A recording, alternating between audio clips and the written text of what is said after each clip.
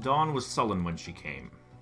The pale blush of Suhail's first light was shifted beneath the arms of the Naramar to shades of lavender, coral, and salmon, and under that soft gleaming, the Suhaili and their guest gathered their resources and wits. There had been no rest since the warbots had come, but they mercifully had not been further disturbed. The group had relocated to the other side of the riverbed instead, overwatching their former encampment from a distance for signs of hostility and encountering none. That peace allowed them to set up a new tent for Mysara to find shelter from the rain, which was by then their only real concern. The sky now presented as a narrow slice of tumbling gray cloud and orange-pink horizon between treetops, which now only pattered and shivered with rain. Mysara slept soundly while sunlight lit the forest. She'd been packed in all of the blankets they had with them and was under constant medical monitoring, her gut giving minute-by-minute reports at the periphery of Ibrahim's vision. Blood pressure was back up, low but reasonable. Oxygen and acidity were healthy. The monitor complained of a number of issues, but nothing life-threatening. The breathing that had last night been a shuddering bellow of pain was now silent and even. Brain activity indicated a deep, restful sleep, deep enough even that the dreams were subdued beneath a great ocean of peace. No doubt a blessing. Ibrahim was well aware of the nightmares that came after a night of death and violence. That was something she'd carry with her now, too. He never wanted her to have to carry that burden like the rest of the Ghazi of P Company, but he was at peace with the fact now. It was a crushing weight on their shoulders, but it was a weight they could carry together. Sharing the load made it lighter. Her shoulder was welcome to the task, and they were there to make sure it didn't overwhelm her. She didn't deserve that punishment, didn't deserve the Sisyphean task they had to bear. But none of them did. That was life. All they could do was lean against that rock and push, and pray that they could make it up the hill. Ibrahim's thoughts were caught in a fog of physical and emotional exhaustion, and he cultivated that fuzzy mindlessness carefully. Just enough awareness to watch the muddy stream that filled the run, not enough to linger on the remains of his friends that were now tumbling down the wash of rainwater to their rest. Fazia had been a constant, daily presence in his life, and in his thoughts. The longest remaining constant in his life, in fact. He had met her at the formation of the company, in those desperate days where Raphidane waxed high, and it seemed the whole world would be driven beneath its authoritarian boot. She'd just been one face among dozens, but as their numbers dwindled and P Company was whittled down to its hardy core, she was his complement. The rock he leaned on when he couldn't continue. The hardy, toughened, wooden scar that kept him upright when all the wounds in his heart had cut too deeply and could not heal. Hearts healed like trees did, after all. He still didn't know what to think of the stranger. The tourist. The alien. A sharp glance from her on Bahir's approach last night told him that Freya didn't want her truth widely known, and he kept that promise, as much out of the shock of the moment as anything. He'd been convinced of her honesty. How could he not? It seemed like he was the only one that saw her miraculous feats, so the others didn't have a clue. Jermel no longer held concerns in the world at all, and Nasri's suspicions had waned in the aftermath of the night's shock. He'd found her bladed crook staff, driven through a spidery Zahif drone on one flank during his initial sweep, and had commented to Ibrahim how lucky she was to not have been immolated by the thing. The dissociated cloud of Ibrahim's thoughts refused to penetrate the question of Freya more deeply, and he let the line of thinking trail away without pursuing it. He didn't want to think deeply right then. He knew where that would lead to. Instead, he watched the mist curling around the trickling riverbed, mingling with shadows of his son and wife, of Fascia and all the faces he'd known and loved. The memories came and dissolved with the morning dew, and he let them go. Wet glassy leaves crunched and cracked under feet outside, and Ibrahim exhaled. Mysara was fine, and he was brooding over her like a sullen rain cloud. Perhaps Ibrahim had every right to his gloom, but it didn't help anything, and they had things to accomplish. They needed to be evacuated. "How are we, Nasri?" "Empty perimeter," the man replied with their digitally assisted telepathy. "No contacts but the birds." Ibrahim was forever grateful for Nasri. Someone else might have asked him how he was feeling. Nasri already knew. Just like Fazia always knew. "Good. Any response from Fallback Central yet?" "Nothing. I'm sure we're too far without Raza." "Yeah. The rain's done. We can put up a flare." Ibrahim rose quietly from the geodesic shell of the tent and emerged into the dawn, wet drops beginning to dapple his grief-pale face. It was pleasantly humid, and the breeze that trembled the leaves was cool on his skin. It began to clear the fog. Ibrahim flipped to the patrol channel. "Sif, Bahir." Sif was the first to respond. He sounded as unsure as Ibrahim felt. "Clear. Nothing." Bahir sounded more shaken still. All clear too. We getting an evac?" "Yeah, we'll hold position until they get here." He didn't like the thought of leaving, but there wasn't much choice. They'd been shattered by an enemy they didn't expect to see, one that could return at any time. They had a responsibility to get Mysara to safety and to report the news back to Fallback Bay, and potentially even the rest of Verdant. The Federal consensus still wore the scars the Markmans wore with significant pride, and this wouldn't be the first emergence of Hatterite survivors on resolve, clinging to some forlorn hope of vengeance. They were brutal and vicious, but they'd been beaten. If he hadn't been so careless, so unimaginative, if he hadn't ignored his anxious instincts, perhaps they wouldn't have claimed any more victims last night. Leaving felt like a betrayal. He knew it was the right choice, but everything in him said it was wrong. They had to stay, flush out the blood-mad Al-Mutarik and teach them the meaning of retribution. Teach them a new understanding of fear. As he crouched and pulled open the scarred hard case freed from Raz's broken back, he scowled in dark and final anticipation. He'd come back here, he and the remainder of P Company, of Pacer Patrol, and bring down such fire and death to these woods that those infernal warbot speakers would be carrying weeping instead of that godless chant. There they were, the distress flares. The Ansari each carried one on their person, and then 3 more in general supply. These common use flares were oldest and closest to expiry, so it made sense to use them first.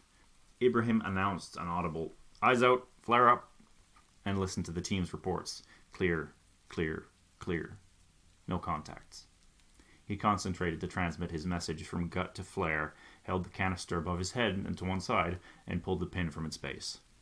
Up it went with a kick he could feel down his arm to his shoulder. The flare squealed faintly as it soared upwards, leaving behind a trail of smoke before finally popping in a muffled burst above them. There was little light, enough for a camera to catch, but not really enough for the naked eye. But the electromagnetic signature of that burst was clear as daylight. Their gut signal interpreters laced the sky in digital fuzz, resolving it as it decrypted on their keys. Patrol P they could read in the clouds above. Geolocation data, equipment inventories, recent biometrics, visual logs, all of it encoded in the static pop that hung above the trees. Heavily crypted in a manner that no Rafadani could hope to crack, of course. The Federal consensus itself couldn't hope to break that code without the keys stored back in Fallback Bay. He shook the spent cat aside. Among the data that the flare had sent was his message, requesting an urgent airlift and carrying news of the loss of 2 of the patrol. No reply, of course. It wasn't a repeater, but he was confident that the message would be received. From the height it reached before popping, Fallback Bay was in direct sight of the flare. The lift would come. Until then, they just had to wait, which was a more difficult task than it might seem at first given their dark frame of mind. Difficult for all but Froya, it seemed. The woman was seated near Bahir on the ground, cross-legged and unhelmed. She seemed even odder in the daylight now that he could see her features clearly. Froya had a face that had the unique property of carrying absolutely no resting expression whatsoever, pale as a rain cloud. The blonde of her hair was apparently from a bottle. Auburn was creeping into her haystack of locks at the hairline. Instead of expression, more of her personality was communicated by the scars that laced up the side of her face in angry purple blotches and stripes that he might have mistaken for birthmarks had he not spotted the rippling texture of the burn wounds. For all that, she looked far more human than she had the night before. She'd been barely visible in the crimson dark then, her skin unnaturally bright as if it was lit up like the gas giant Ifrit's infernal halo. A scourging demon come to punish the wicked and chastise the failing. In the sunlight, she looked more like a young arborist out checking on the health of the trees. Like Mysara. Froya glanced up at him from her work. She was sewing. He didn't see it until now, but his laser had cut through the aventail scarf she wore, and she was sewing the blackened edges of the burn back together. Her cloak, too, he could see the broad charred stroke along the back of her left shoulder, see the spare few threads that survived and now struggled to keep the garment together. Beneath, he could see that the char continued into whatever hard garment she wore beneath, but clearly not enough to penetrate or rupture.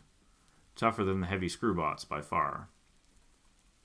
Bahir ate his breakfast nearby. He'd been stricken by the night's traumatic events and was still making sense of it. Ibrahim knew it would take a while. It took him years to get a grasp on it. He was still struggling. Still, Bahir was the talkative sort. So you're obviously not from around here, he'd started just before Ibrahim had approached. Came for a tour of the sea? Basically.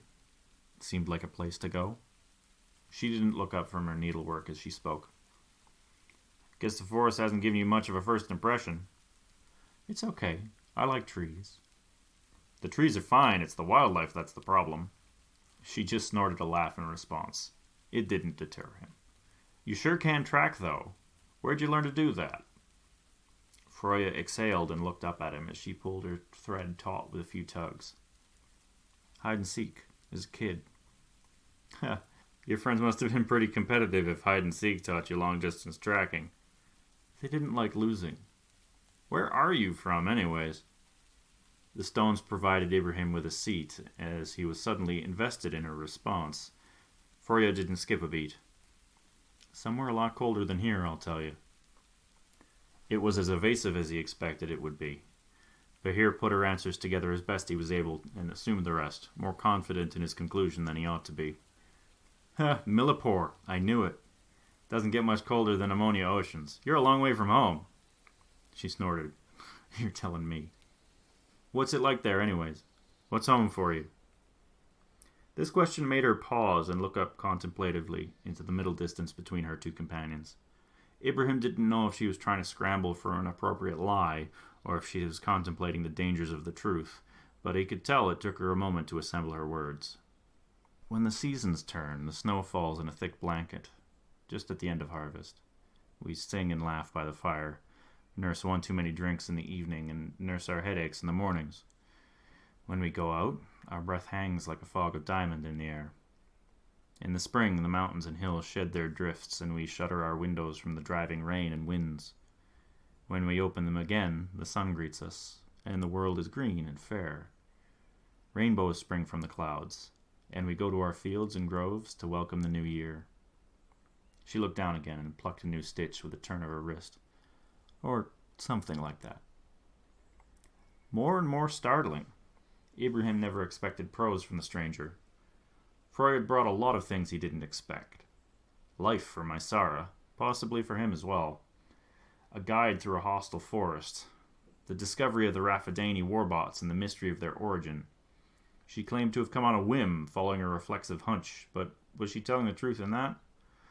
No doubt she had many more secrets, and he suspected she'd keep them close, but despite his unconscious awe, Ibrahim had a very conscious duty that remained forefront in his mind. Fallback Bay, and the rest of the federal consensus, in fact, was fragile. The governing body counted its existence in months as easily as it did in years at this point, and he couldn't leave the appearance of a mysterious outsider as an innocent or benevolent coincidence. He wasn't yet suspicious of her. Freya had thus far behaved quite respectfully, but he'd be a fool to leave the question of her arrival to blind trust.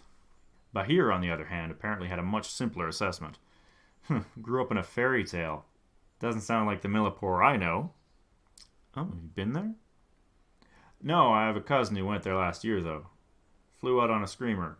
His work wanted him in person for next flare. He's been there for a while now. Well, what's he think?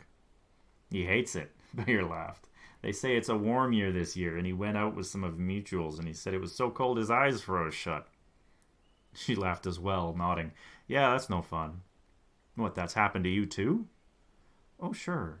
Moisture in the eyes evaporates and quick freezes on your eyelashes. Cakes up on them. Freezes shut when you blink. Bahir shook his head in disbelief. You can survive in that? It's not so bad when you're used to it. Nasri's voice interjected into Ibrahim's thoughts, pulling him away from the eavesdropping. We've got a response from Central. Ibrahim checked his log reflexively. There it was. He'd missed it from just a moment ago. Nasri continued as he looked it over. They're sending the ambulance hopper out right away, but it could take a little while. It's coming back from a call last night, and it's going to need a refuel. That's fine. I don't think we're in any danger now that the sun's up. Looks like they'll be sending the gunship as well, just in case there's some more warbots waiting for them. If I were them, I'd send two. Yeah, me too. Ibrahim checked out of the comms link and raised a hand to stall Bahir's gossiping. He even caught a glimpse of relief from Forrest's eyes as he did so. Our ride out's on the way. They're calling up a support hopper and air drone squadron along with it to make sure it isn't hit on the way in, so it'll be a few hours. We stay encamped, watch for trouble, and be ready to displace on the first sign of a contact. Otherwise, they'll call as soon as we hit their signal range. Safe, Nasri, what's the perimeter? The both of them responded with a silent confirmation in the mind of everyone except Froya. Ibrahim nodded his assent, passing along confirmation of his own reply. Good. Bahir, finish breakfast and relieve Safe so he can finish sleeping. Nasri, how you holding up? Another silent assent. Ibrahim nodded and passed along his final orders, suggestions at this point, really, to the others. Bahir began to hustle with his meal, shoving the last spoonfuls of curry into his mouth before clamping the bowl's lid on tightly to store. He wasn't usually quite so eager, but Ibrahim didn't blame him for being a little anxious today. He felt more than a little of it himself. Froya didn't get half the conversation without a gut or other neuroelectrical implants to relay their words to her. She seemed to nonetheless understand what was going on, as she didn't seem confused, but she did react. The stranger finished her stitch and cut the thread with a silvered pocket knife. Their task wasn't finished, but she seemed eager to move all the same. Ibrahim raised a hand to her. It's fine, we still got a few hours. Yeah, she nodded as she tucked her needle away. I'm not quite done. Ibrahim cocked his head. What do you mean? The warbots were on the trail. I want to see how far that goes. I bet we're pretty close to where they came from. It hit him like a thunderbolt from the gray skies above the trees. The potheads were corroded, damaged, filthy. They weren't in a state for long-distance patrols. They couldn't have been from far away. In the shock and horror of the midnight battle, he missed that detail. They were close, and he'd just launched a flare. He swore under his breath. Shit, we're right in their perimeter. If they had more to hit us with, they would have already. Ibrahim didn't believe her. Their enemy was devious, cruel. The Al-Mutarik would gladly spend time and resources to lull their opponents into a false sense of security. They'd make inefficient decisions. They'd sacrifice resources and allies and land for it. They took a savage glee in the deception. And they'd killed Fascia. Fascia and Jermel both gone because he didn't take his instincts seriously. Froya had stood and was fastening her half-mended scarf back to her helmet as its wide veil. You need to know if there are any more of them out there anyways. I'll do that. Not alone. I'm coming with you. She cocked her head again, a little incredulous. He could see it in her face. He couldn't go. He was needed here, and she was right, of course. The patrol leader couldn't just go traipsing off into the woods, after all. It was the team that was important. He knew that, but he couldn't bring himself to agree. He was loyal to Fascia long before he was the leader of anything at all, and he'd failed her. Ibrahim knew that he'd be seeing her staring back at him behind his closed eyes for a long time now, along with so many others. He couldn't bear the thought of her gaze being full of disappointment or anger. He didn't know what would be worse. Ibrahim stepped a little closer to Froya, his voice lowering. I don't know what it's like for you people, but those monsters have taken a lot of people from me, and last night they took 2 more. I can't just sit here while you dive into them. He expected pushback that never came. Froya waited for him to finish before nodding a simple nod. Well, keep up. She scooped her helmet onto her head, soft complexion replaced by the engraved steel and ghostly silk. She was quick to be prepared, so he hurried to keep up, half expecting her to leave before he was ready as encouragement to stay. Froya stayed on the edge of their camp instead, though, looking out into the billowing rolls of red and green and brown that made up the forest floor while he took up his wide belt's harness. New cells for the handcaster, another for the crookstaff, a spare flare, a full canteen. They didn't plan on being long, but the Hatterites likely had other plans. The rest of the patrol were surprised when Ibrahim said he'd be gone for a while, and Nasri especially was concerned. His friend knew that Ibrahim was an emotional wreck. They all were, so had ample reason to question his judgment. But he also understood why, and Ibrahim could tell that a very large part of Nasri wanted to go along as well. That was enough of a compromise in his eyes. Ibrahim would go and secure what vengeance he could for Fascia and Jermel, and Nasri would stay to make sure that the trembling remains of P Company survived. Fallback Bay would continue to have protection, and they could feel satisfied that they'd done what they could to give their slain companions a peaceful rest.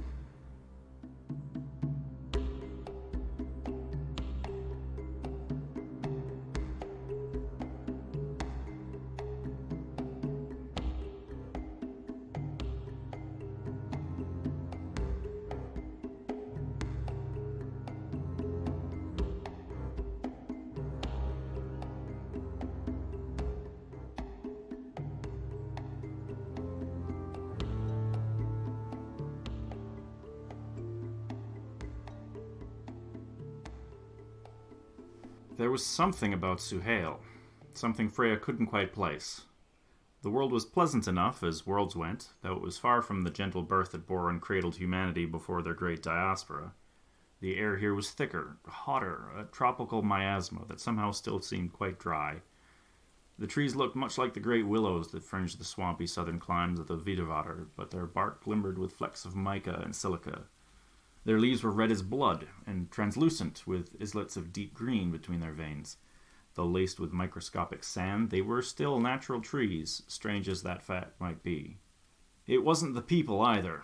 Suhail's 3 worlds and their numerous great circular colonies had suffered greatly through traumas both environmental and self-inflicted over the 200 years they'd persisted, making them into a people that held deep love of family, community, and solidarity. This expressed in their simple pragmatism, but beneath that was a deep undercurrent of optimistic idealism as well. Mr. Abdelnour and his family had taken her in when she had arrived the night before in a way that reminded her of her home to such a degree that her heart ached at the memory. He wouldn't accept a refusal, and his family plied her with such food and drink that she'd begun to feel embarrassed that her own guest gift seemed meager in comparison. She washed dishes beside his sister instead, was given a bed with fresh linens by his daughter, was told stories by himself and by his son, and at every moment one of his children waited to fill her cup, metaphorical or literal. Many cultures had traditions of hospitality and generosity, hers included. It was a reasonable practice, too. Expressing such generosity raised one's respect in the eyes of one's peers, and created a system of debt and consideration that laced together a community so that petty greed or ambitions could find little purchase for disruption. But the Abdelnours went beyond the requirements of respectable behavior. No doubt they'd suffered during the recent wars, as did everyone here. Freya wondered if that was the reason for their deep compassion and generosity. They all carried a candle of hope in their hearts, and knew full well how easily it could be extinguished. Once she realized that, she could see how many of their actions and words were simply to hold a hand around that tiny flame and shield it from the storms that swept through their isolated worlds. This was an attitude that Freya could immediately sympathize with, more so now that she'd seen the violence and destruction of the Marked Man's war firsthand in the woods. The weapons they used were obscenely fierce, so much so that she thought at first they were firing laser-guided explosive bolts at each other. Though she knew little of that war or those days, she'd heard enough.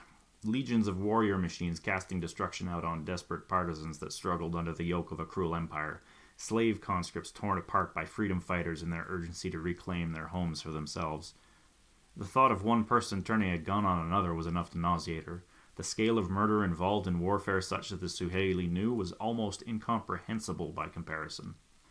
To her foreign eyes at least, the Suhaili understood this too. The chaos of that war must have shocked them to their very souls, and they were still reeling, still trying to come to terms with what they'd had to do in order to survive, what they'd had to sacrifice, and what they'd had to kill. She glanced back over her shoulder at Ibrahim Zahidi. She'd worried at first that he and the other militia soldiers from Fallback Bay would be clumsy in the woods and would scare off her quarry, but they'd proven themselves adept enough to keep her pace. He was their leader, but also one of the ones she wasn't as sure of. The athletic man was capable, but seemed prone to distraction. His gaze wandered from his task far too often.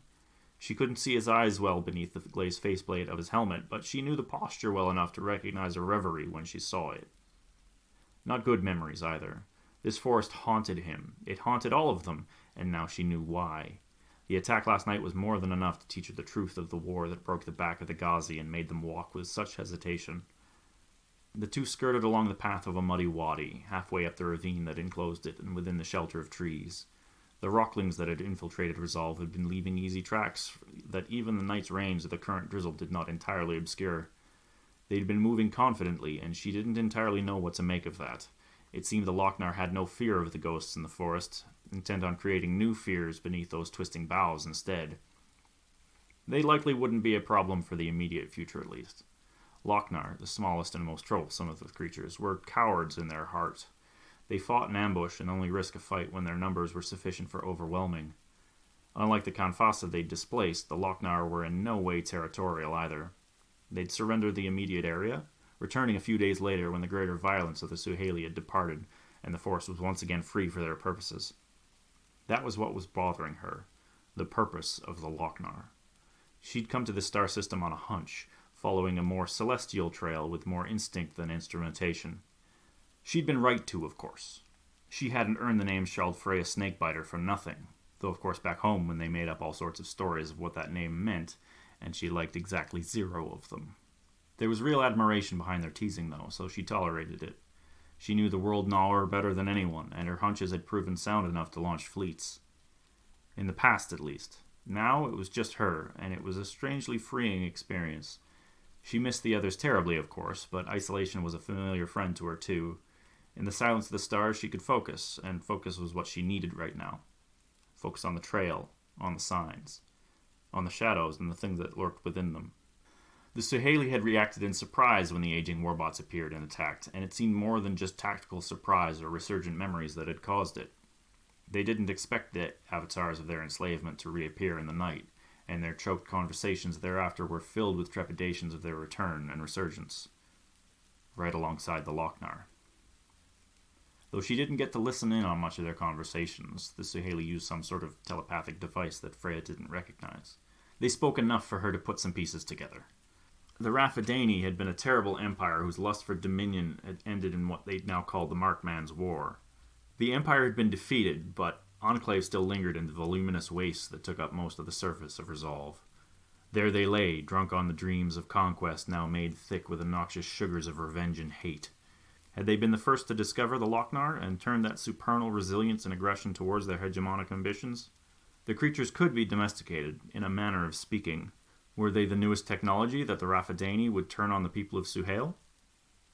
Her hunches always seemed to pull her to these places, not just those places where Jormungand had sunk its fangs into a world, but true terrors, places where the rock might empower some greater evil, harnessing some local villainous power to propel it to a greater height. The Raphidani might think it was using the Lochnar to further its own agenda, but in the end, it was always treasonous Jormungand that prevailed. Though the forest was full of the patter of rainfall and glassy leaves, Freya could tell that the subtle crunch of Ibrahim's feet had stopped a few moments ago. She looked along the winding trail behind her, briefly concerned. No, he was just standing there. Feet spread apart, body tensed, hands tight on his blunt pistol and walking crook. It wasn't the look of a man who saw a threat. It was the man of a look who was seeing a ghost. Freya huffed under her breath and pivoted, retracing her steps back to his side. Back up the side of the bluff, over and through the roots that stretched like a spider's legs from the base of the trees, around the thick brambles crowned in thorns and leaves. The sun was peeking through the clouds and canopy now, sending out weak beams of brightness that wavered with the boughs. It lit Ibrahim's face as visions of loss and sacrifice swam behind his eyes, and lit the find that it stilled his limbs and quickened his heart. A warbot lay wrecked in the valley, collapsed in the embrace of the rocks. She'd seen it on the first passing and thought little of it. The woods were filled with the ruins of history here, and they'd passed more than one in their travels together so far. This one was roughly humanoid, sprawled out as if an exhausted farmhand now finally come to a well-deserved rest.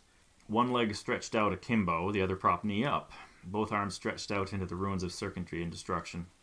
Headless and ruptured, its chest cavity open with a terrible gap that puckered upwards and outwards in rusted curls of metal and carbon fiber. Mud and sticks had piled up against one side, twisting the frame to face the two of them, as if on display for Ibrahim to see and remember. It had been a long time ago, clearly years.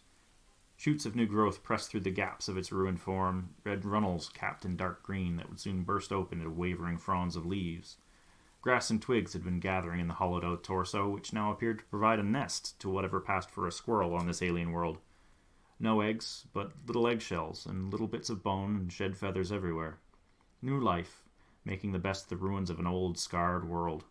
A beautiful metaphor for the scattered people of Suhail itself, she thought. She doubted that's what Ibrahim saw, though. He looked tormented, trapped within himself, pinned in place by the cruel needles of the past, held vulnerable and trembling beneath its relentless stare. The thought of it threatened to sweep her away to the same place. Not his war, but other tragedies, other traumas. It was all the same place. Her breathing quickened, and she forced herself to look away from him until the feeling passed. Ibrahim, she spoke after she'd steeled her own resolve. He didn't move. Ibrahim. She spoke again and placed a gloved hand on his elbow. The man flinched as if struck, his eyes unfocused and wild as he pivoted to face her. Freya briefly wondered that he might try to strike her, but her hewing spear was already interposed to prevent it. He didn't. Ibrahim instead fixed on her a look of horror and guilt, eyes glossy with tears as his mouth moved to shape out words that would not come.